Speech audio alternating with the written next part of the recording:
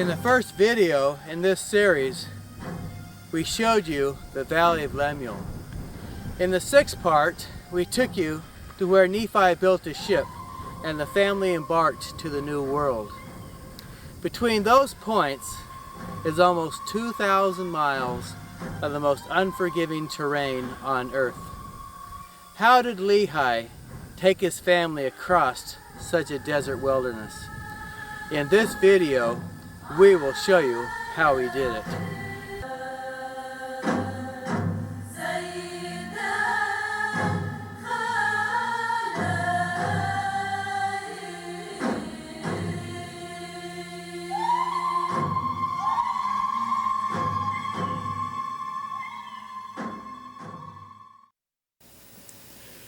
Picture the well-to-do patriarch Lehi in Jerusalem one very cold night on his knees, seeking serious guidance from the Lord.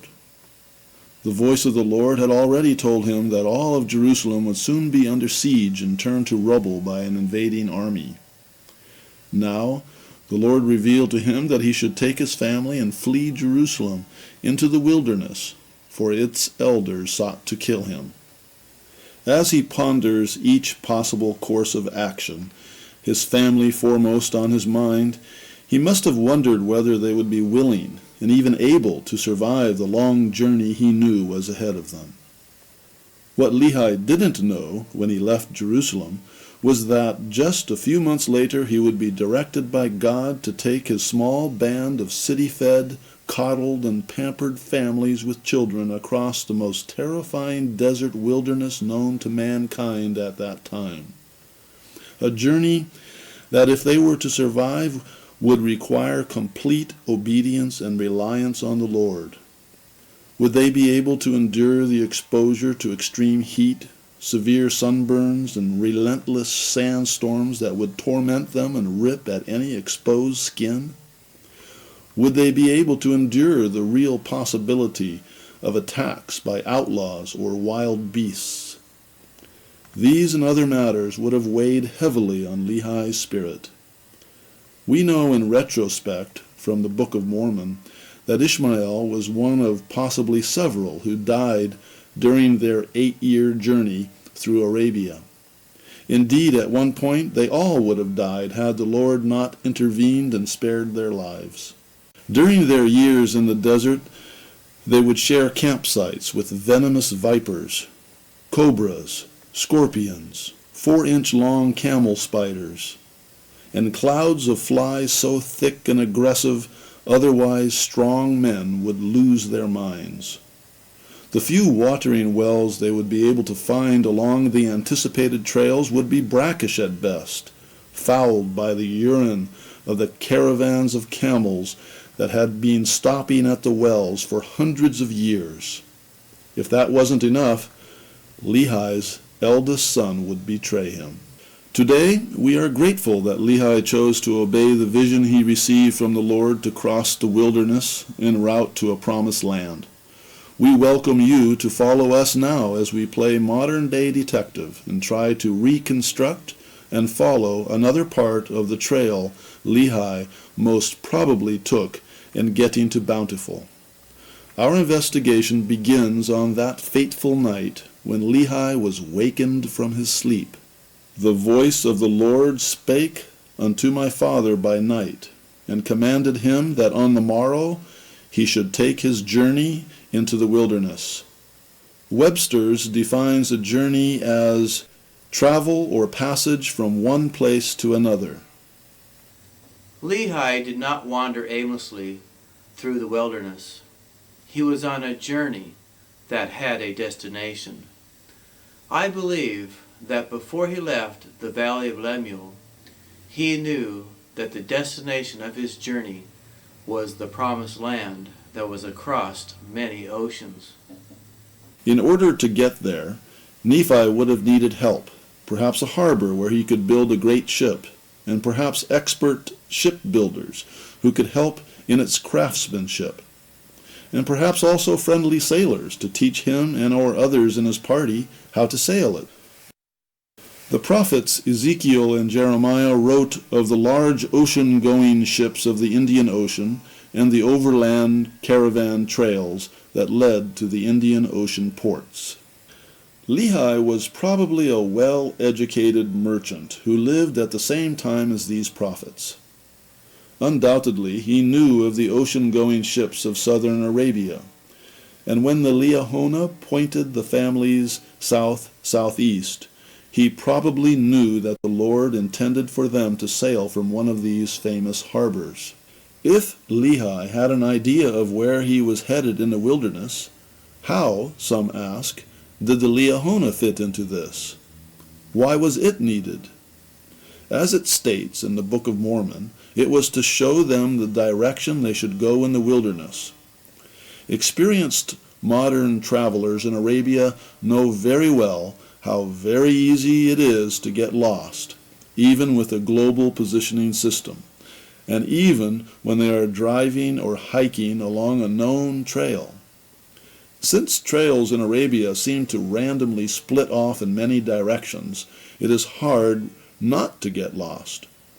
The explorer Charles Doty called the Frankincense Trail, quote, "no made road, but a multitude of cattle paths beaten hollow by the camel's tread," unquote. Even today, Bedou who live in the desert get disoriented and lose their way. Each year, the Arab News, a Saudi English language newspaper, carries stories of experienced Arab travelers losing their way and ending up dead from exposure and thirst. We assume Lehi had little or no experience as a traveler.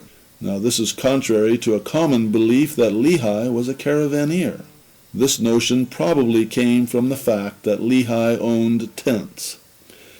Dig a little deeper, however, and you will learn that caravans in fact did not carry tents.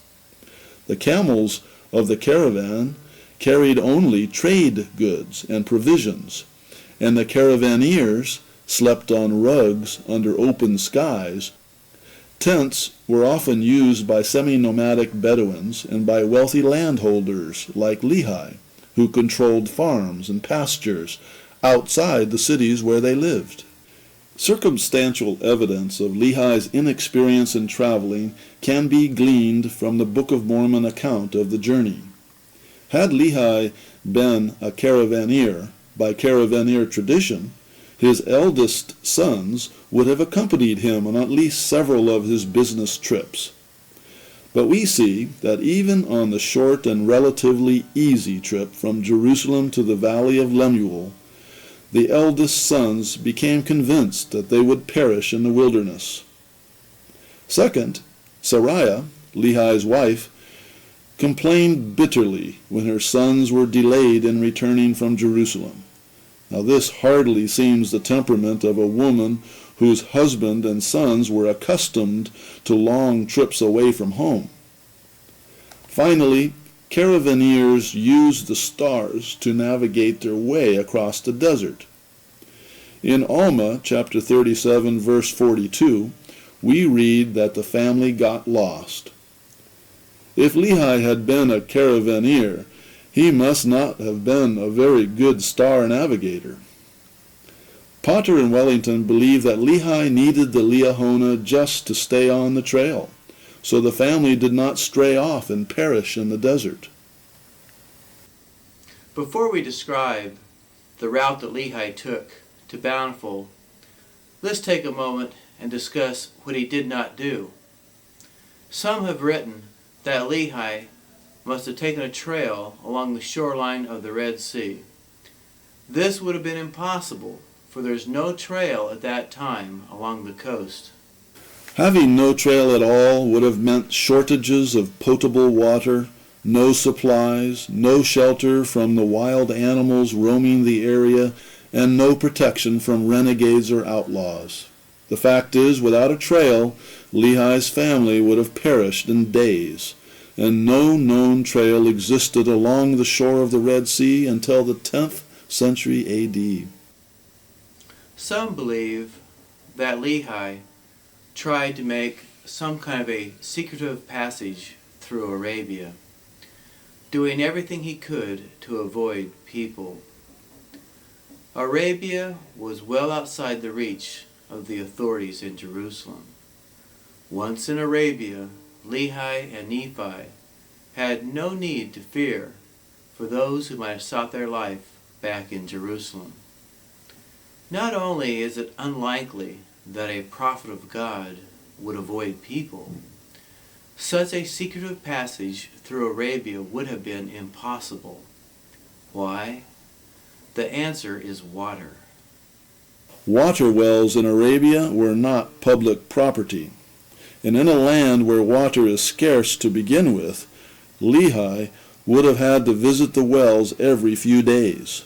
The water wells belonged to local tribes who dug and maintained them. In Lehi's time, most of the wells would have been guarded by forts with military garrisons. These were called kellas. Lehi would have had no choice but to seek water at the wells, and so his presence in Arabia would have been known by local Arab tribes during his entire journey in the desert. Lehi had no other choice but to have taken an authorized trail through Arabia. Collectively, these routes were known as the Frankincense Trail. The Frankincense trails started from places as diverse as the port at Gaza, the rich spice and incense markets of Damascus in present-day Syria, and Babylon in what is today known as Iraq and the Kurdish territories. These various trails all ended at one of the major frankincense harbors like Korori on the coast of present-day Oman. The Frankincense Trail got its name from the product which was primarily transported along it: frankincense, myrrh, and other incense and spices. In Lehi's time, frankincense only grew naturally in Dhofar in southern Arabia. Vast amounts of it were used in Egypt, Mesopotamia, and Greece. An estimated 3,000 tons of frankincense was sent to Greece and Rome each year at the peak of the incense trade. One of the branches of the trail led to Gaza on the Mediterranean. From Gaza, caravans carried incense to Egypt, where some of it would be transferred to ships destined for the nobility or to the temples in Greece. The Gaza branch of the Frankincense Trail passed within 10 miles of the Valley of Lemuel. According to Frankincense Trail expert Nigel Groom, the key cities along the western Frankincense Trail were Gaza, Elana, also known as Ezion Geber, Dedan, also called Ula, Yatrib, today known as Medina, Tabala, which is present-day Bisha, and Najran. It also included Shabwa Shisr and Samhan at Korori. Jeremiah described the Arabs as notorious highway robbers. It would have been as unwise for a single family to try to cross Arabia in 600 BC as it would have been for a lone covered wagon to have tried to have crossed the North American West in the 1840s. The ruling Arab tribes along the trails naturally extracted payments for allowing caravaneers to use the trails of the frankincense trade. Think of toll roads.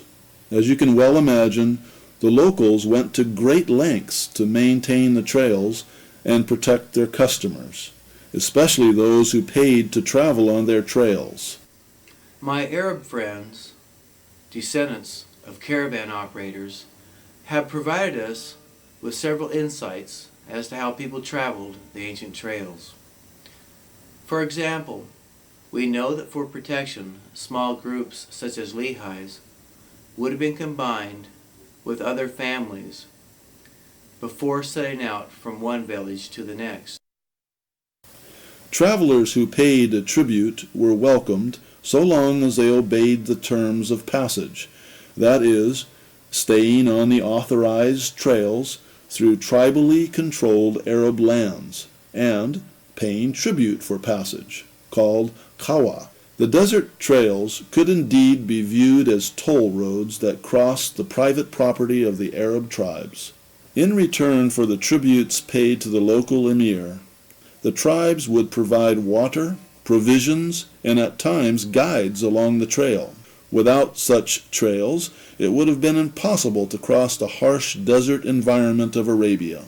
Lucky for us, however, the Bible documents the trail, and we even learned of 3 other groups of people who left Jerusalem and traveled in Arabia at the same time as Lehi: the Jews of Cochin, the Jews of Yemen, and the Jews of Medina.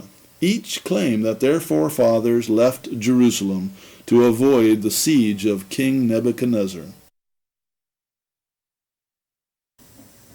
We see then that the account of Lehi fleeing Jerusalem at the time of Nebuchadnezzar was no fictional story. It is in complete harmony with the history of Jerusalem at the time of Jeremiah. Nephi wrote that they traveled on the Gaza branch. Indications that this is true include they traveled nearly south-southeast. This is the general bearing of the entire trail. In the first phase of their journey, after leaving the Valley of Lemuel, they traveled in the borders, and we have learned that borders meant mountains in those days. Nephi mentions the mountains only during this first stage, and then makes no reference to them later. He further writes that the mountains were near the Red Sea. The northern section of the Gaza branch of the Frankincense Trail leads us through the heart of the Hijra Mountains next to the Red Sea. After Medina, though, the trail leaves the mountains, never to enter them again.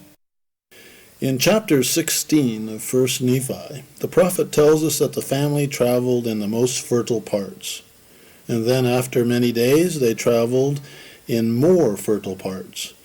And again, after many more days of traveling, they had to stop to hunt for food in the mountains, some distance from the trail. We can assume that the lands along the trail must have become increasingly barren of any type of vegetation. George and Richard transposed all the tactical pilotage chart markings for cultivated lands in western Arabia onto one map. Taking the information from the maps, George and Richard plotted courses of the Frankincense Trail on the map. In the northern part of the trail, one cultivated area was found about every 11 miles. This is indeed very fertile for an Arabia where even today less than 2% of the land is farmed. In the middle section of the trail, the land fertility drops to only one cultivated area every 50 miles. In the southern section of the trail, there is only one cultivated area every 160 miles.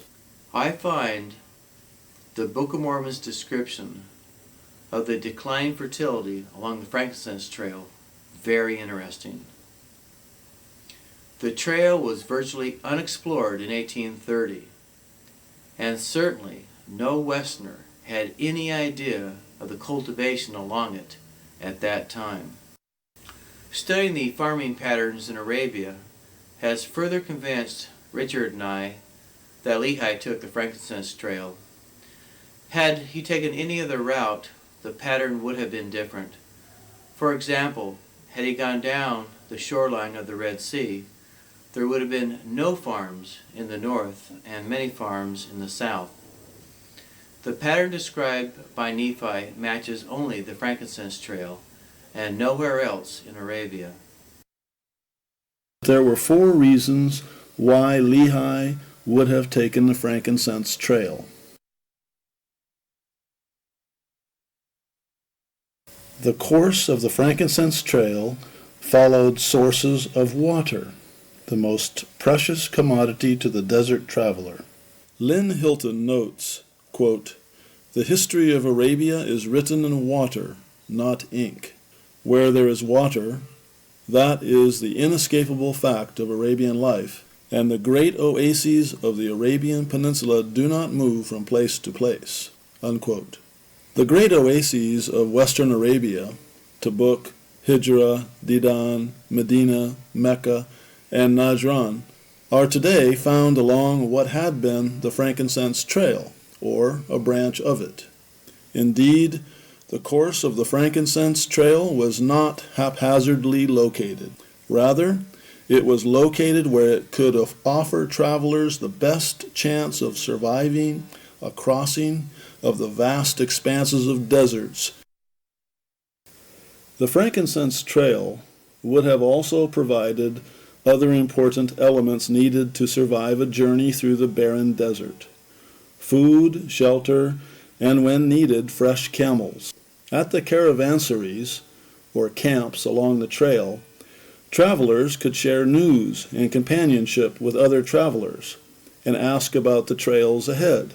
Today's version of the caravanserai or halts would be the truck stops found along most highways today in most countries of the world, a place where drivers get gasoline, food, news, companionship, something to drink, and a little rest before continuing on the next leg of their journey. Many of the halts in Lehi's time had agricultural villages around them. The farmers in the area sold fruits and vegetables to the caravans. The Frankincense Trail kept to proven routes through flat wadis, winding through mountainous terrain. The routes often deviated far distances to avoid lava beds, mountain passes, or soft sand, all bad terrain for camels. Such considerations were important. If one's camel became lame in the desert, the traveler might find himself in grave danger of losing his trade cargo, or in some cases, his life.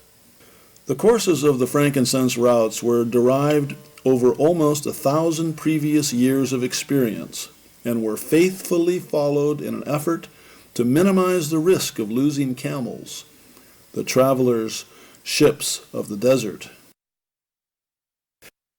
Kamal Salibi notes, quote, "The tribes were paid to secure the safety of the caravan routes, and they also derived revenue from the necessary services they provided, escort, pack animals, and provisions to the caravans passing through their territory."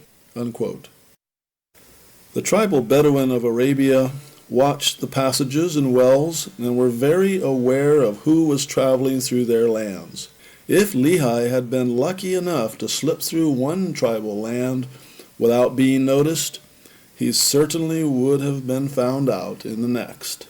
As Bedouin expert Keohane writes, quote, "If a stranger attempted to pass a campsite without visiting, he would leave himself open to being robbed or killed as an enemy." Unquote. The Roman historian Pliny wrote that those who left the authorized trail in Arabia were summarily executed. The Gaza branch of the Frankincense Trail passed within 10 miles of the Valley of Lemuel. I believe that the only realistic model for Lehi having traveled from the Valley of Lemuel to Bountiful is along the Gaza branch of the Frankincense Trail.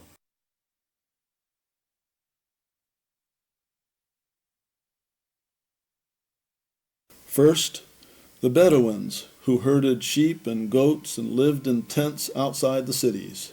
The Bedouin were generally loyal to the ruling emir or sheikh of the tribes, who lived in the larger towns and controlled the trails. These semi-nomads camped in the wadis along the trails and received payments from the emir or prince in the city for scouting the trails and sending word ahead to the town of any caravans that were heading their way.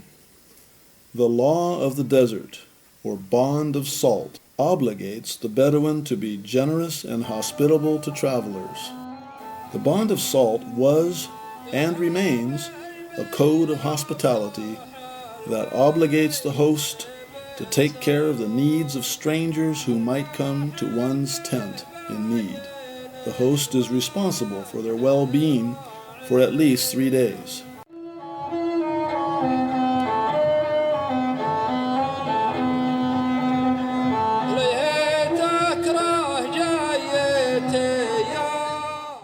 The bond of salt became unthinking custom and served the purposes of all travelers in the extremely harsh conditions of the desert.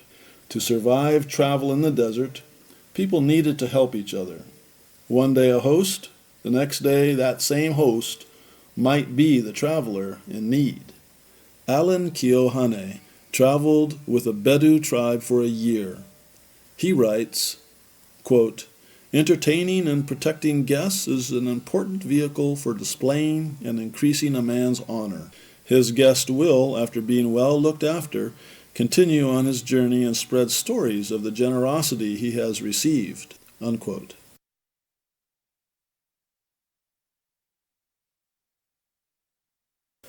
Every few days along the trail, travelers would come to a water well.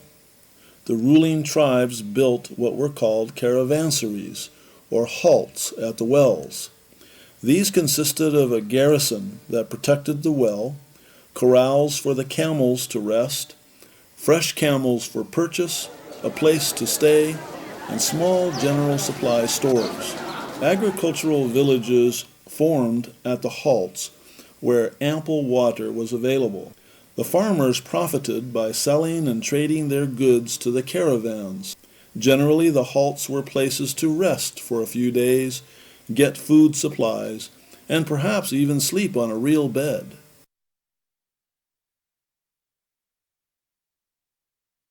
Finally, there were the main towns, where the ruling tribe resided. We believe that Lehi's family looked forward to the few opportunities they had to visit the main towns along the trail. Lehi was wealthy, educated, a religious leader, and a landowner. We believe he would have been treated with great respect in these towns, perhaps at times a personal guest of the emir or a wealthy merchant family.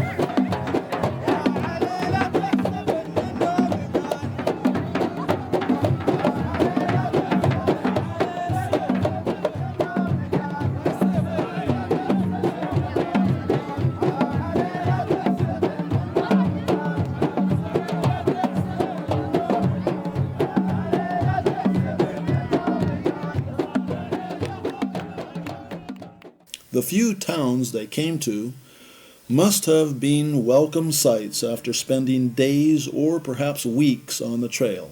In the larger bustling caravan towns like Dedan and Medina, the family would have met caravaneers and traders from all over the known world. These towns became somewhat wealthy from the trade and tributes that came from the trail. Their markets would have been stocked with fine merchandise from all over the world. Here in the towns, Lehi's family could perhaps bathe, rest, and trade for the things they needed.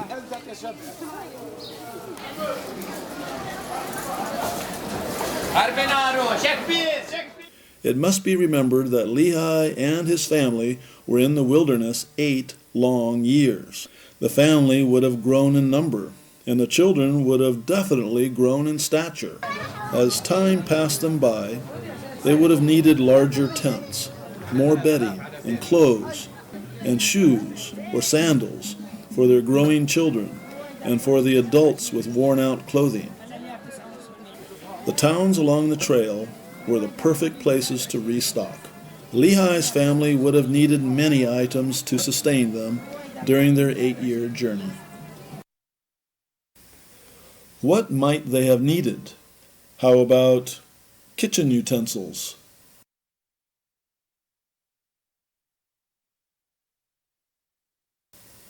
oils, herbs and spices? Then there would have been the need for knives and swords to help protect the family. Many babies were born into the family in the wilderness, so traveling cradles might have been needed. You would think that someone like Lehi or Nephi would find the resources to trade for some local items for their wives, and an occasional toy for their children. And of course, it seems almost impossible to think of a visit of the city without at least one stop at the candy maker. How did Lehi pay for all the provisions his family would have needed, plus the tributes that he needed to pay to travel the Frankincense Trail? After all, in the world of the 6th century BC, the first coinage had just been created in Lydia in Asia Minor, and would not even reach the merchants on the Frankincense Trail for years afterwards. Well, there are several possibilities, but the most probable is that Lehi traded his and perhaps his son's labor for provisions, credits, and passage. Very few people could read or write even in one language. Lehi and his children were literate in several languages. Furthermore, Lehi was a religious man who could teach the scholarship of the Mediterranean. It would have been quite likely that any king or emir would welcome the chance to have Lehi and his sons teach his children. If so, we assume Lehi didn't use traditional teaching methodologies used in this land up to recent times to teach the alphabet.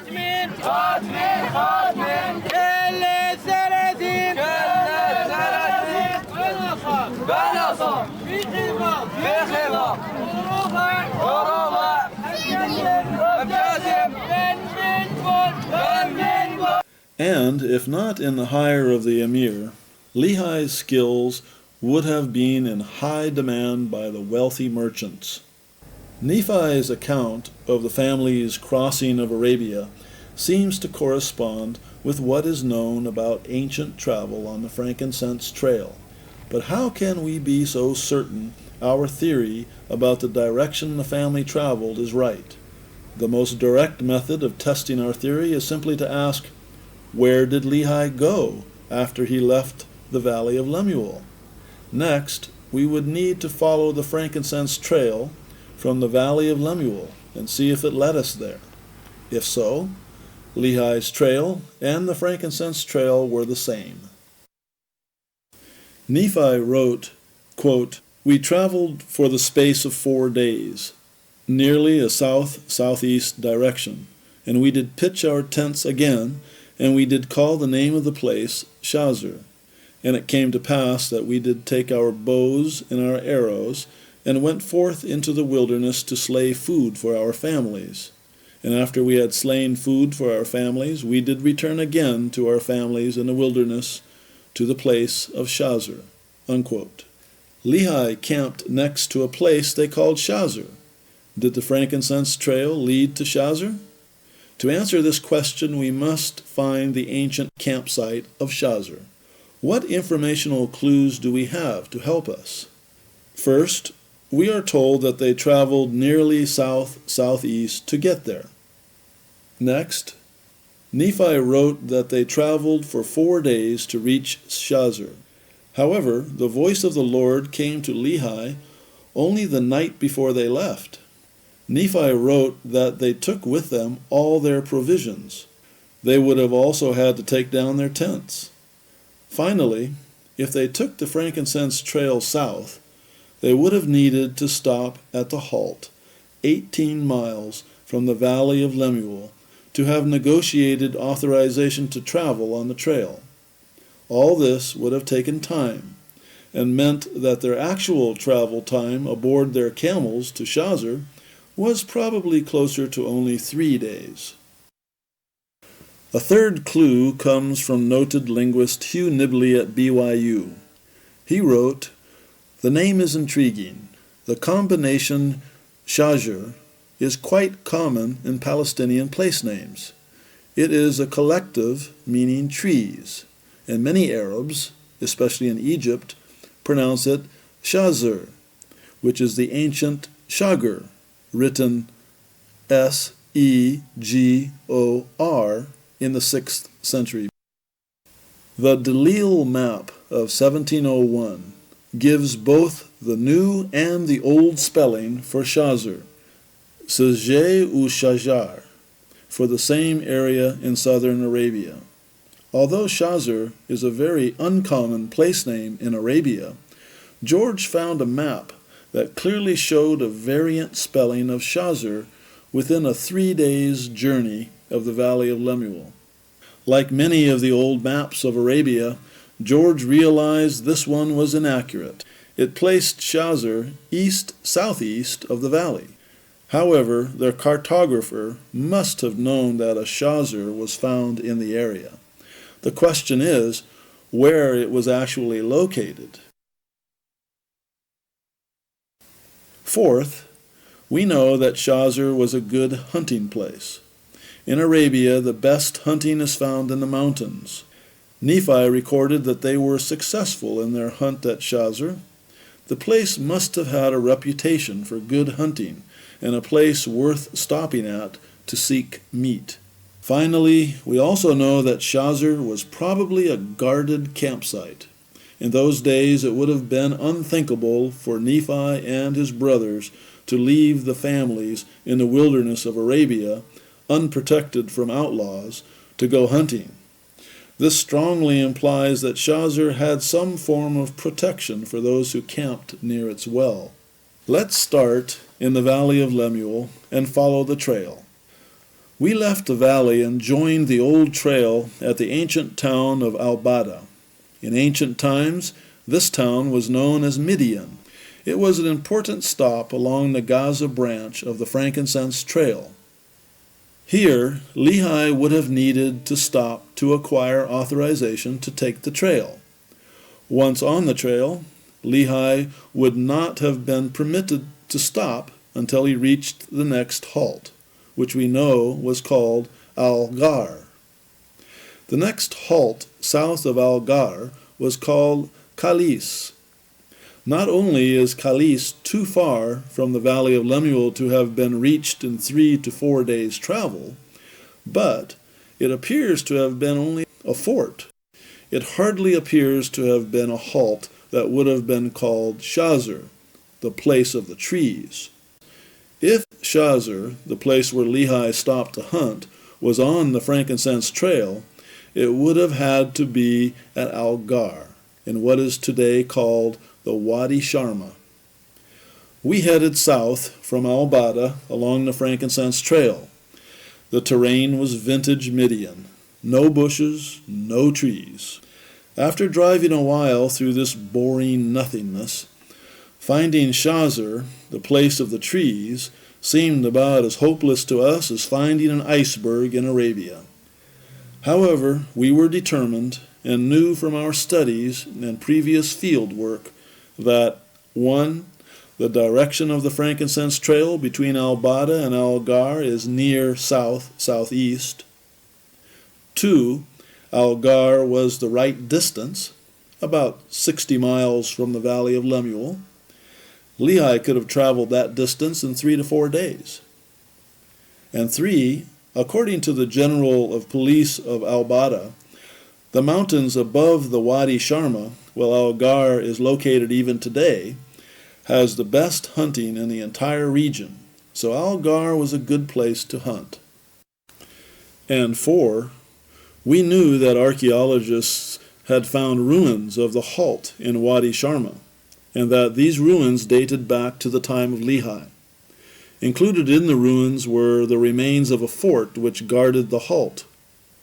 Well, we needed to find only one more thing at the ruins of Al-Gar to match it with Nephi's Shazer. Trees, and lots of them.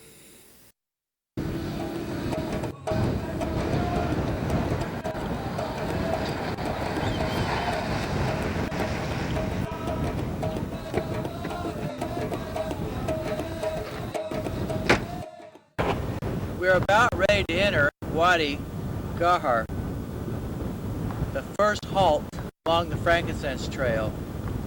Does it match Lehi's first halt, that described by Nephi as being the halt with trees and a good place to hunt.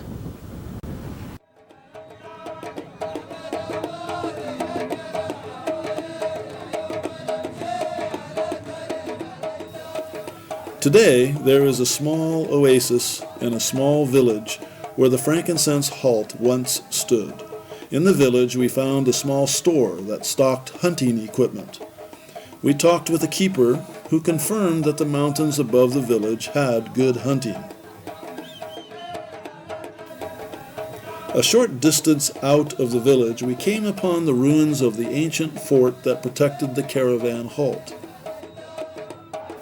To our amazement, the oasis and its trees were not only found at the ancient halt site, but for another 5 miles along the course of the Wadi Sharma. Indeed, there are today thousands of date palms and other trees in the wadi. Richard Wellington and George Potter have systematically covered the entire area within a 4 days journey south from the Valley of Lemuel.